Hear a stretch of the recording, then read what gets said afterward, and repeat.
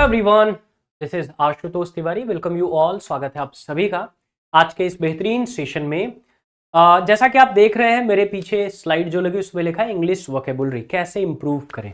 क्या वो बेहतर स्ट्रैटेजी होगी जिस स्ट्रैटेजी को फॉलो करके आप अपनी इंग्लिश वोकेबुलरी को बेहतर कर सकते हैं। ठीक है ना। सबसे बड़ा कंफ्यूजन इसी को लेकर होता है जब आप इंग्लिश की बात करते हैं। जैसे ही आप कॉम्पिटिटिव इंग्लिश की बात करते हैं स्टूडेंट के दिमाग में सबसे बड़ी समस्या यही आती है कि सर वोकेबुलरी, बाकी सब तो ठीक है, आप ग्रामर पढ़ा दीजिए हम ग्रामर पढ़ लेंगे ना, कॉम्प्रहेंसिव वाला पार्ट पढ़ा दीजिए वो पढ़ लेंगे, लेकिन वोकेबुलरी कैसे करें। रटने से तो काम नहीं चलेगा, कितना भी रट ले ना, कितना भी रट्टा मार ले वो भूल ही जाना है। एग्जाम में जैसे आप बैठते हैं 4 ऑप्शन आपको मिलते हैं, चारों ही क्लोज लगते हैं और फिर सब कुछ गायब।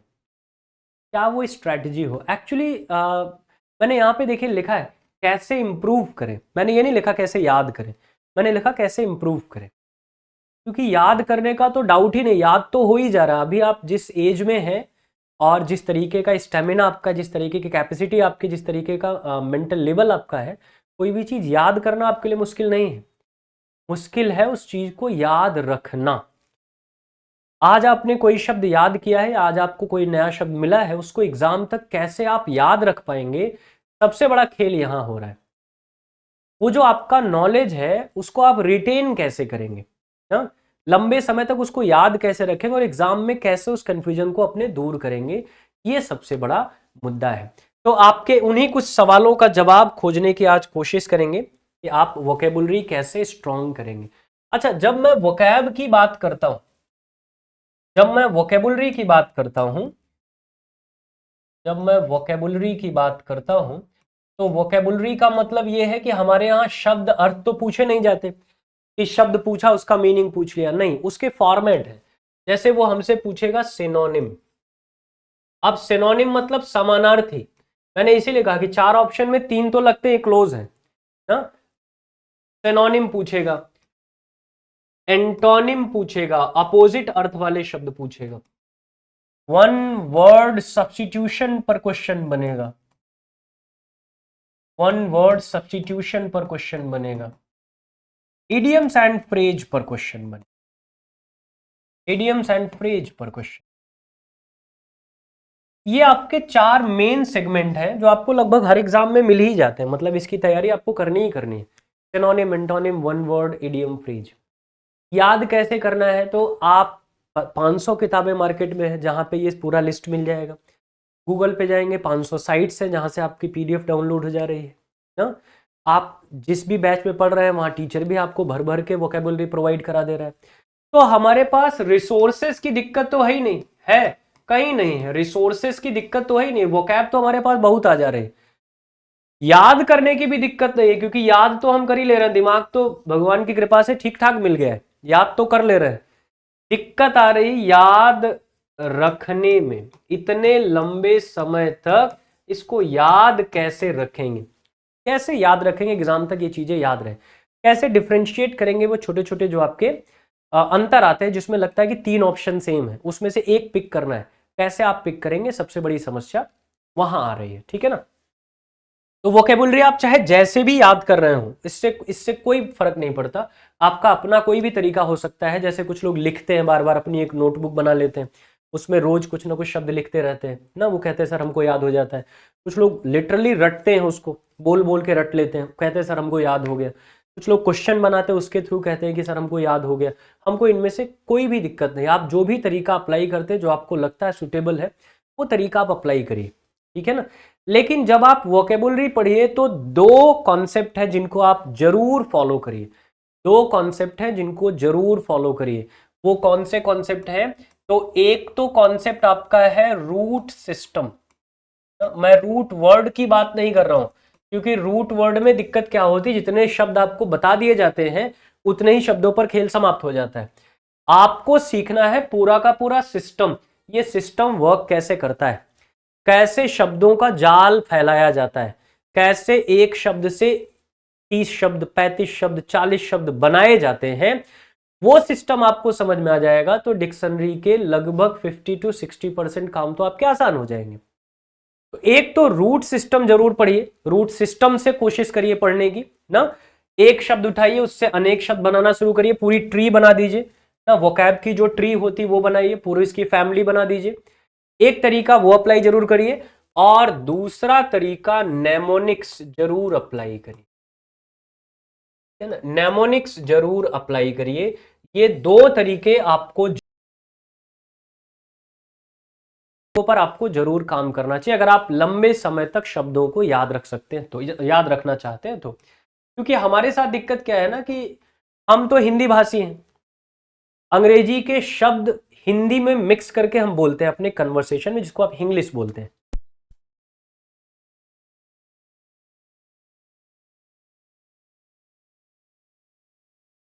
प्रैक्टिस तो हो नहीं पाती भाई। प्रैक्टिस जैसे मान लीजिए आप हिंदी बोलते हैं, तो हिंदी के इतने शब्द आपको क्यों याद है? क्योंकि दिन भर आप वही भाषा बोलते हैं, शब्दों की प्रैक्टिस हो रही।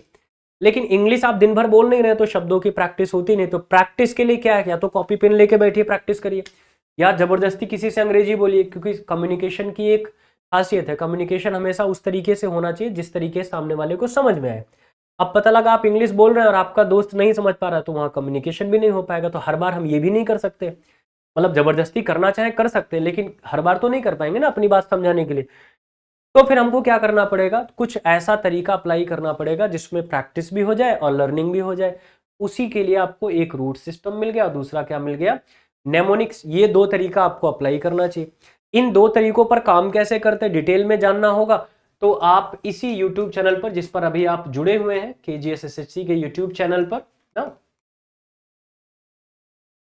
आप इसी YouTube चैनल पर मेरे साथ जुड़ेंगे 2 PM, 2 बजे आप मेरे साथ जुड़े रहेंगे।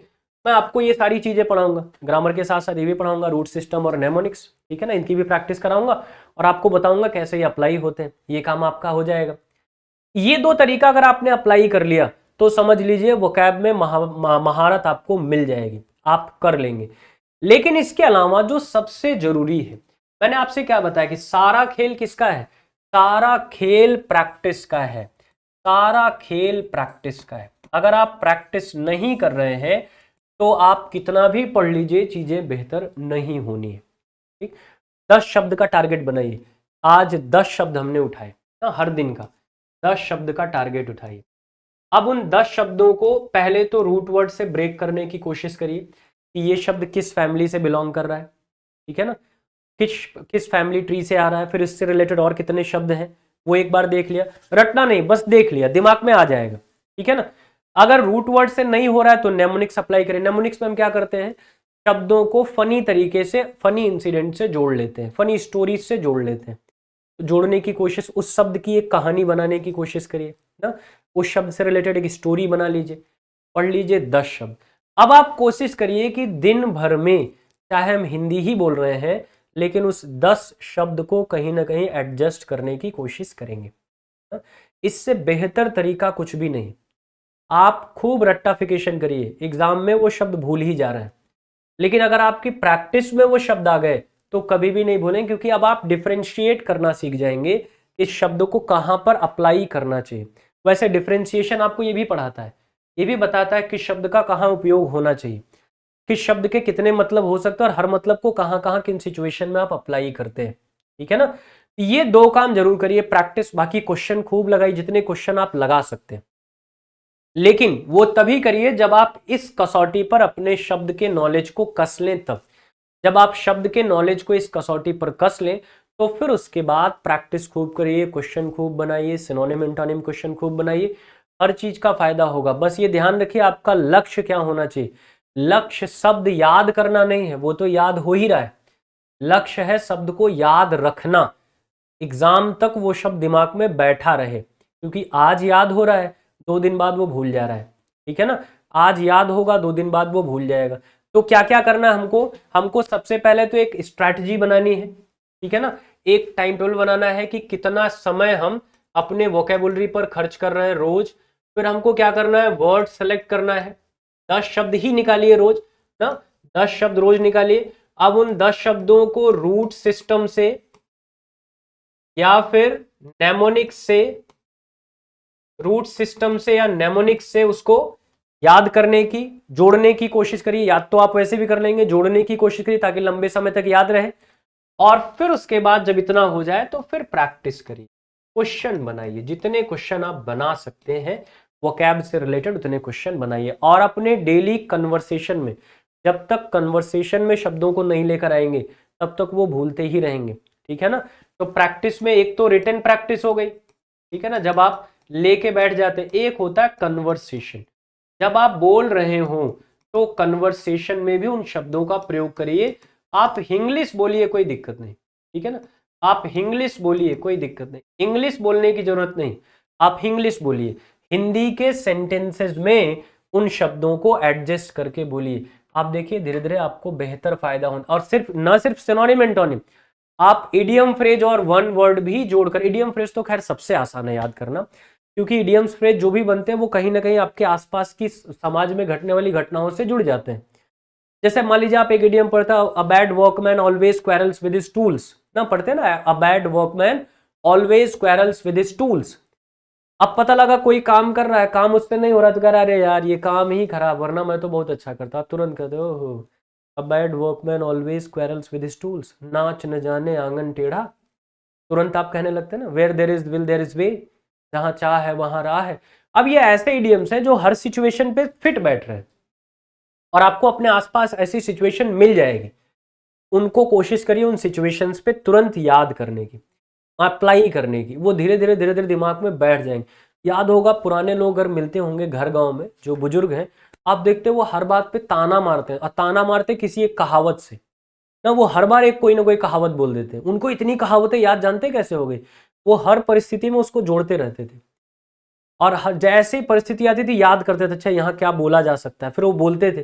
प्रैक्टिस हो गई, चीजें इतनी रट गई। हिंदी की बुक में उतनी कहावतें नहीं होंगी जितनी हमारे आपके घर गांव में जो बूढ़ी दादियां हैं उनको याद है। तो वो कहाँ, जबकि वो अनपढ़ है, उन्होंने स्कूल का मूवी नहीं देखा है, लेकिन उनको इतनी कहावतें याद है जितनी हिंदी किताब में नहीं। वो इसलिए क्योंकि practice, practice makes man perfect.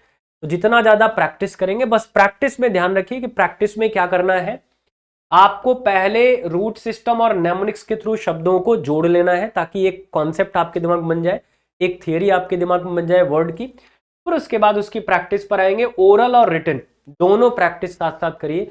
आप देखिए 15 से 20 दिन जाते जाते आपकी वोकेबुलरी इंप्रूव होना शुरू हो जाएगी, नए शब्द आपकी डिक्शनरी में ऐड होने शुरू हो जाएंगे, आपकी जो अपनी डिक्शनरी है जो यहाँ फीड है वो इनरिच होना शुरू हो जाएगी।